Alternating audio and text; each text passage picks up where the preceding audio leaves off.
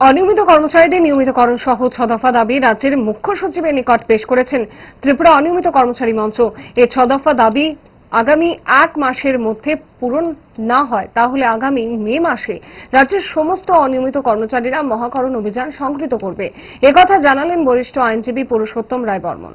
রাজ্যবাসীর কাছে একটা ঘোষণা দিতে চাই, আগামী মে মাসের প্রথম সপ্তাহে আমরা মহাকরণ অভিযান করব। সেই মহাকরণ অভিযানে আমরা এই রাজ্যে সমস্ত অনিয়মিত কর্মচারী 40,000 অনিয়মিত কর্মচারী তাদের পরিবার পরিজনদেরকে অংশগ্রহণ করার আবেদন করব। আমরা আশা করি আমাদের আবেদনে সাড়া দিয়ে সমস্ত অনিয়মিত কর্মচারী একত্রিত হবে। আমরা ঐক্যবদ্ধ আন্দোলন চাই, কারণ এটা আমাদের জীবন মরণের প্রশ্ন, বাঁচা মরার প্রশ্ন। আমরা যদি আগামী মে মাসের প্রথম সপ্তাহের পূর্বে সরকার কোনো সদর্থক ঘোষণা না দেন, তাহলে মে মাসের প্রথম সপ্তাহে আগরতলা রাজপথ আমরা অনিয়মিত কর্মচারীরা দখল করব। আমাদের সাথে আমাদের পরিবার পরিজন থাকবেন। ইচ্ছে করে ডায়েটটা ভুলে রোলটা ফুচকাটা খেতে, কিন্তু মনে রাখতে হবে 5 দশক ধরে গ্যাস অম্বল ও পেটের সমস্যার একমাত্র সমাধান গ্যাস নল।